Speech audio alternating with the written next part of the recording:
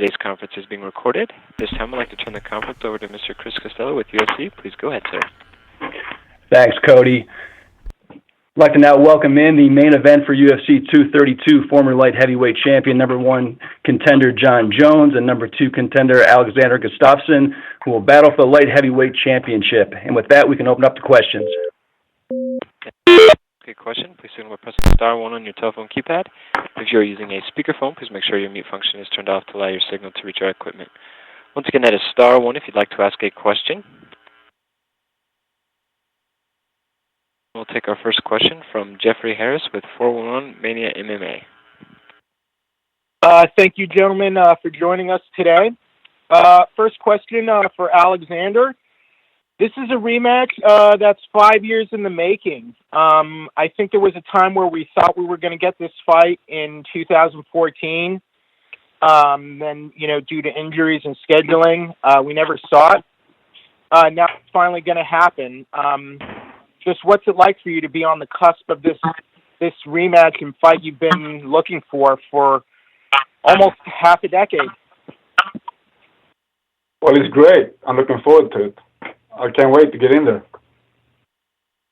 Now, can you bring us back at all to 2015, like when you got hurt, and I guess the frustration you felt from when the rematch was originally scheduled and then it got put off because Jones ended up fighting Cormier? Yeah, that was tough. That was tough, but it was pretty tough. But it's in the past, and here we are now. We're fighting the 29th, and I can't be more ready. I can't be more ready for this fight, and I'm feeling great. And like I said, I can't wait. I can't wait. Question for John. You're unbeaten, I think, in 11 UFC title fights. This will be Gustafsson's third UFC title fight. He's yet to win a UFC title fight yet. Do you think that says anything about what type of athletes and fighters you are? You said, do you think it says anything about what type of athlete I am? Well, about you compared to Gustafsson. Well, what's your question exactly? Well, because you've won 11 UFC title fights, he's yet to win one. Yeah. Do you think it says anything about you being a certain type of athlete, and do you think maybe Gustafsson's missing anything?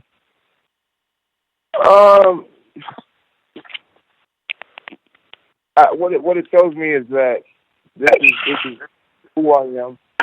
This is what I am, and this is my comfort zone. High level fights is my comfort zone. Championship fights is my comfort zone. 5-round fights is my comfort zone. Fighting the baddest dude in the world is my comfort zone. I've been doing this shit since I was 23 years old. And it's always been exactly the same, with a hand raised. So that's all this tells me, is that another day at the office. No fight's a big fight. It's just another fight. This is what I do. This is what God put me on this planet to do. And yeah, another day at work. Now, John, one interesting little factoid going into this fight is you've actually fought more recently than Gustafsson. He last fought in May 2017. Could that affect him at all going into the fight, knowing what you know about Gustafsson? I don't know. I don't know how Alexander's going to handle the layover, the layoff, and the pressure. I don't really know how he's going to handle it. I train and I predict him to handle it well. But I know how I'm going to handle it. The last time I was out for a year, I came back and knocked out the so-called greatest fighter ever, and that's Daniel Cormier. So I have no doubt in my abilities, my training, my team, my layoff. The proof is in the pudding with me. I have no losses on my record.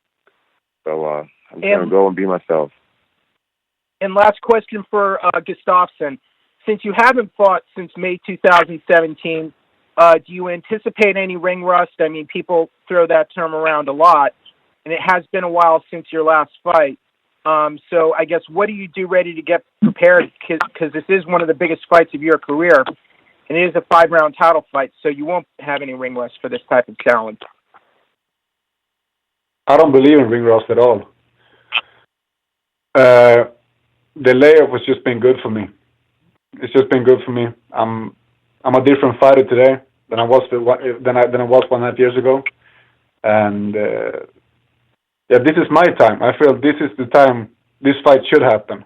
I've never been this ready in my life, and I feel no pressure at all. I'm just enjoying every second of it. It's a dream come true. I'm living the dream right now, so I'm enjoying every second of it, and I'm gonna enjoy every second of it in the fight. 5 rounds for me these days are not a problem at all. I'm ready for 10 rounds. Thank you, gentlemen, and good luck to both of you. God bless you, brother. Thank you. We'll now take our next question from Aaron Bronstetter with TSN. Hi, guys. I'll start with a question for John. Since coming back, you said you weren't interested in fighting Daniel Cormier, but late last night you challenged him to a rematch for the light heavyweight title. Why is he back on your radar, and does the fight at heavyweight potentially interest you as well? Well, the only reason why I brought up Daniel Cormier's name is because he brought up my name. And so I just figured, I used to kind of, when I was in trouble, I sat back all summer long and let everybody just talk as much shit as they want and just talk blindly with knowing no facts. I watched everyone that I beat in the past say, oh, he was on steroids when he fought me the first time. That's why he beat me. I just sat back and let everybody have at it, and I just stayed quiet for almost a whole year. Now I'm back, getting ready to reclaim my throne, and the sitting down and being quiet days are over. Daniel Cormier opened his mouth about me. He wants to sell to the people that steroids had something to do with my success. He would love it. That's the dialogue he wants to get out there. That's the narrative he wants to get out there. And I'm going to nip it in the butt. So I challenged Daniel Cormier to be my first title defense. And let's see what he does. I don't think he's responded yet. And I think everybody knows he doesn't want to fight me a third time. So, I'm not out to get Daniel Cormier. I'm just protecting myself. The guys out there making comments about me, and I'm just responding to his shit. When you look at the light heavyweight picture, though, for future, title fights for you, there aren't a whole lot of great options out there. But if you look at heavyweight, there's a lot of potential super fights. I know when you came back, that was something of interest to you. Is a move to heavyweight something that you would want to do?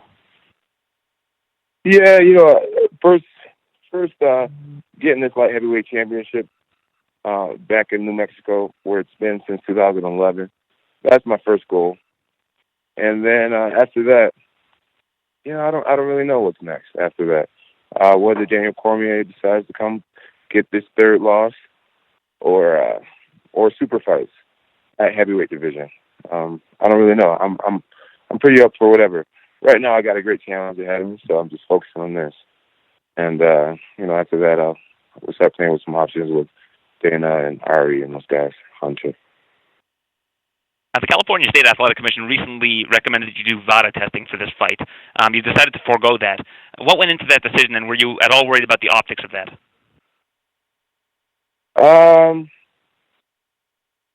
You know what? I was actually advised not to get in it too much. It's all a pretty new conversation. It's something I haven't really been putting too much energy into. Like every ounce of my body and spirit, my mind has been dominating this next fight, actually finishing the fight. And, I don't want to speak out of turn when it comes to these companies. These are pretty serious companies. And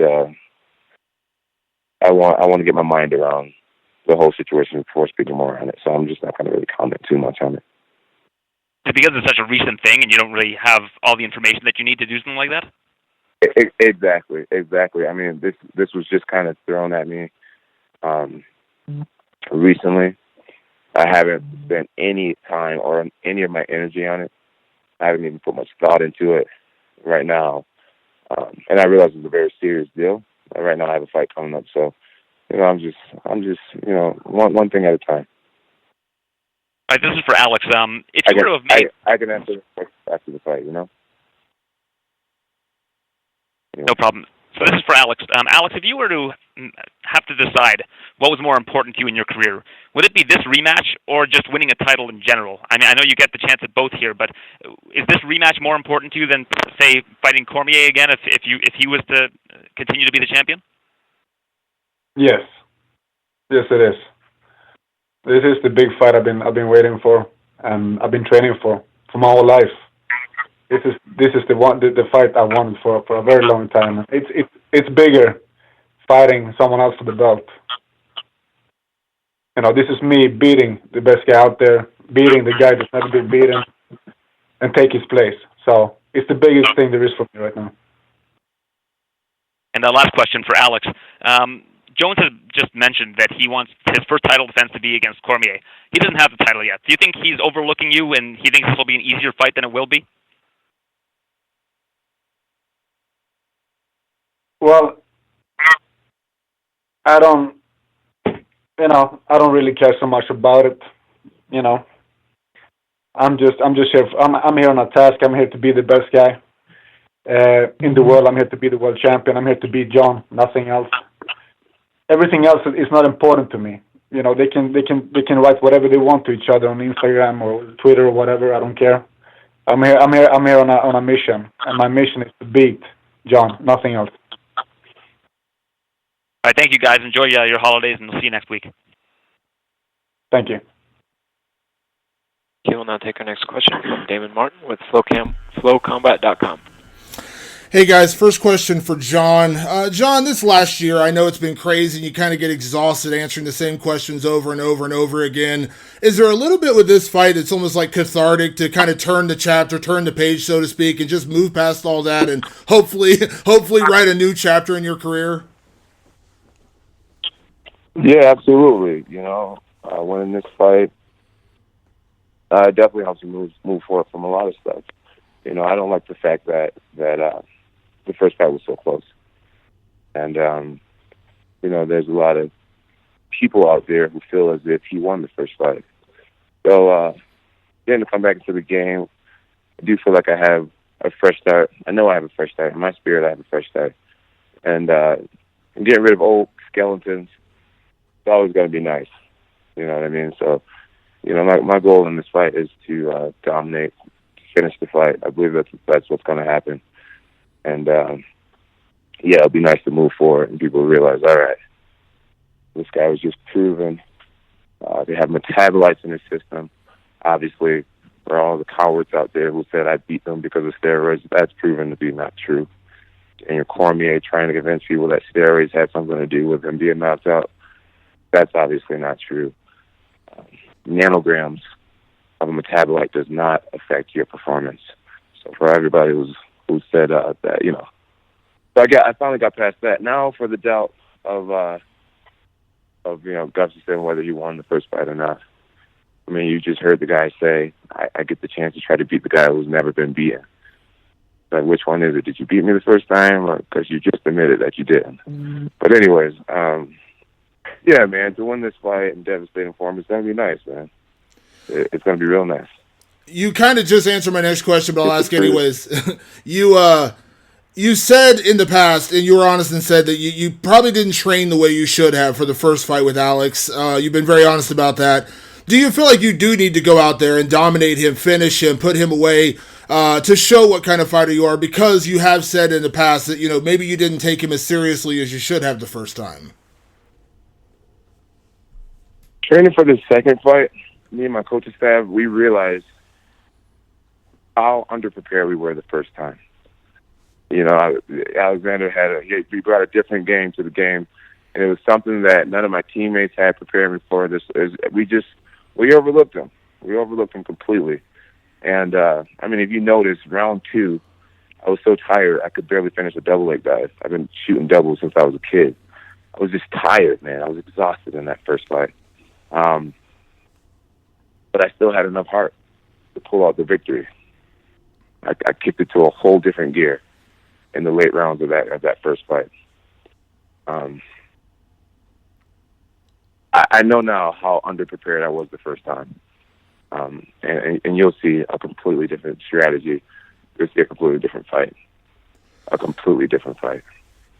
And John, a lot of people, have called you the greatest of all time, but you talked about over the last year, you've kind of stayed quiet, let people say what they want to say about you, and just kind of be on. But, you've heard, Demetrius Johnson being called the best pound-for-pound fighter in the sport, Daniel Cormier being called, the greatest fighter, maybe the greatest fighter of all time, all these different things you've heard over the last year. Is there a part of you that feels like a win here kind of reclaims that throne as well? You've heard it all. I mean, Conor McGregor, I'm the greatest, all this thing. Do you believe this fight kind of puts you back to where you belong as A, the pound-for-pound best fighter in the planet, and B, the greatest fighter of all time? No, I don't think because being considered the best, I don't think one fight makes you. Like, one fight doesn't make my career. It's a journey. It's not one fight. I feel like it'll always be up for debate who's the best. You know what I mean? Whoever's the best is whoever's hot at the present moment. I feel like MMA fans are very quick to forget people's accomplishments. Like, for example, Anderson Silva's not even in the conversation anymore, it seems, as a GOAT, which is a shame because he's done so much for our sport. Jose Aldo, guys who have been just kicking ass for years. They do so much for our sport, and then, one defeat, one close fight, and now they're not the best anymore. So it's like, I understand that that's a conversation that always would just be an opinion, and I just try to focus on the things I can control, which is, prepare myself as best I can for each fight and making sure my hand's always raised at the end of the day. Awesome. A couple questions for Alex. Alex, the last fight was 5 years ago. Fighters change a lot between fights 3 months apart, much less 5 years ago. But what do you feel like is the biggest difference in your game now versus what it was 5 years ago? I'm just physical and mentally ready for this task now. It's the right time for me, and I'm just a different type of fighter now. I've been developing everything in my arsenal. I'm better in every aspect of it. I'm faster than ever. I'm a smarter fighter. Every aspect of the game is so much better right now. And, Alex, you've had a couple shots at the UFC title. The first fight with John, one of the greatest fights of all time. It was very close. You challenged him more than anybody else. But at the end, you came up short in the decision. Daniel Cormier, same thing. Tremendous battle, very close fight. Maybe could have gone your way, but again, the judges said you came up short. Do you feel like you need to go out there and really have a strong, dominant performance? Not, maybe not leave it to the judges, or kind of, prove that you are the guy, and not have another really close fight with a guy like John Jones? Yes. I'm here to finish the fight. I'm here to look for that finish. If I get that finish, I'll give everything I have. So it's, however this fight will end up, I will make sure I win this fight. If it takes that I push him for 5 rounds, or if I see that. If I see the opportunity to finish, I go for that. Whatever. I'm not going to do the same mistake a third time. It's not going to happen. I'm here to finish the job. Awesome. Thanks, Alex, and thank you, John. Best of luck next weekend. Hey, thanks. Thank you. We'll take our next question from Keith Schillan with the MMATakeover.com. Thanks for having me. First question is to John. John, obviously you've been through a lot of stuff between run-ins with the law, suspensions. Through this, it seems like a lot of fans have turned against you. Do you care about losing fans? And also, what do you got to do to try to win them back? Yeah, of course you care about losing fans. Everybody wants to be a liked person. And what I got to do to win them back is just, make less mistakes. Make less mistakes and show signs of growth. And I feel like I've grown tremendously. Having the sport taken away from me showed me how much it really means to me. You know what I mean? I'm not in the business of taking fighters lightly anymore. Freaking getting all crazy right before the fight the way I used to. You know, I feel like I've matured a lot, and it all means a lot more to me now. So, yeah, you know, just making less mistakes. I think at the end of the day, everything is forgivable. Most things are forgivable, and especially in American culture, they have a way of I feel like in America, people love a good comeback story. You know, I feel like they love to build athletes up, people up, celebrities up. A lot of people really enjoy watching people fall. But a lot of people really enjoy watching people climb up after bullshit. And so I'm aware of that. And my goal is just to climb up, get it right once and for all. And, okay. You know, showing people a great comeback story. Okay. I mean, you've accomplished so many things. You beat so many great fighters. You're obviously in the debate for greatest of all time. What do you want your legacy to be when you're all done with your career? What is my legacy? What would I want it to be? Let's see here. My legacy. Just being a bad motherfucker at the end of the day. Just a bad dude, man. Am I perfect? No. Am I a Christian who swears? Yes. Do I love God? Yes. Do I love my family? Yes. Am I a bad motherfucker in that ring? Yes. And that's it, man. You know, my one thing I'm realizing is being a champion, you don't have to wear a suit every day. You don't have to be politically correct and all the kids look up to you because you're such an angel. And who said that that's what a champion has to be? A champion is the guy who goes out there after being cut in the first round of your fight, being taken down for the first time ever, fighting with one eye shut half the fight. Freaking a champion is the guy who gets armbarred and freaking finishes Vitor Belfort, finishes the fight with one arm. Dude, that's a champion to me. Just a bad motherfucker. So that's what I want my legacy to be. Call me a good person, a bad person. Call me a hypocrite. Call me what you want. I know I'm a bad dude. And that's what a champion is to me. The baddest dude with the biggest heart, the biggest balls. And that's me. Yeah, I don't know if anybody's going to debate that you're a bad MFer. So my last question for you, John. Brock Lesnar is a big name in the sport. He's probably the biggest money fight going right now besides Conor McGregor. There's talks that him and DC are going to get that fight in the near future. You've talked about a desire to want to fight Brock. Do you still have the desire, and do you think that you deserve it more than DC? I don't really know about the deserving part. DC's a pretty deserving guy. He does a lot of right things. Carries the sport very well. But fighting Brock Lesnar always is appealing. You know what I mean? That's a win-win situation. That's a huge money fight. That's me fighting a guy that's a hell of a lot bigger than me. And everyone wins in that situation. I win because of the courage that it takes to step in there against a guy who's way bigger than you like that. I win because of the pay-per-view that would follow it. The fans would win. It'd just be great for the sport. It'd be good for everybody involved. And I'm totally always up for that. Excellent. Over to Gus. Alex, you're in a really tough situation. John was the champion. He gets stripped. DC becomes the champion. John defeats him. Now he's a champion again. He gets stripped again. DC's a champ. Now they're going to strip DC for the winner of this fight.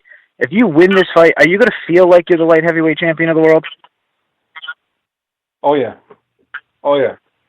When I win this fight, I will be the world champion. Okay. And my next question to you is, I just asked John about his legacy. Do you need to get this title for your legacy? Yeah. This is the fight. This is it. So that's all it is. Okay. And my last question to you, going back to the first fight, I know you can't take too much stuff from a fight 5 years ago, but when you walked in, you were a huge, massive underdog. Not many people were predicting you to win. Now, after the war you had, there's a lot of people predicting you to win. Has your confidence been built at all because of how well you did in that first fight and many people scored the fight for you? My confidence comes from my hard training and the time I put in, all the sacrifice you do every day to become a better fighter. So that's where my confidence comes from. And that was 5 years ago. It's in the past. I don't look at that fight anymore. We have a new fight coming up now, and this is the fight. This is the fight it is, and this is the fight I have to win. Excellent. I wish you guys both luck and happy holidays to both of you guys. Thank you. Thank you, brother. Merry Christmas. Thank you. We'll take our final question from Mark LaMonica with Newsday. Just a quick question for John. John, you spoke before about how America loves comebacks and we love to see people fall down and build themselves back up. I'm wondering, why do you think that is? What do you think it is about our nature, our society, or whatever it is that makes that happen? Well, I think people like to see people fall down because it humanizes the athlete. It reminds the people at home that this guy's no better than me. Look at this guy. He's a piece of shit. He does drugs and just got in a car accident. I'm better than him. You know, it makes people feel better about themselves when they see someone who's accomplished a lot do things that everyday people do. I think that's why they like to see people fall down. You know, and as far as I'd like to see a good comeback story. It gives people hope. It gives people hope. It's like, man, if this guy can... Baby, I'm on the phone. Okay, I'm going to do that. Sorry. It gives people hope. It gives people hope. If this guy can come back from this and that, and his mom dying, being severely depressed, losing his job when he know he did nothing wrong. If this guy can come back from that, you know, who am I to give up? My boyfriend broke up with me, my girlfriend broke up with me, and now I feel like my whole world is over. It's like it puts things in perspective for people, I think, and that's why I continue to fight. Dude, this summer I was so freaking sad, and I thought to myself, how easy would it be for me to take 9 world championships, several $1 million, and just walk away from the sport. Delete Instagram, delete Twitter, never worry about what fans have to say ever again. I mean, that's the easy route. We've seen people do that before. We've seen people in the past lose a fight and never come back. That's the easy route. A real man comes back, faces the music, does it all over again, rebuilds it from ground up all over again.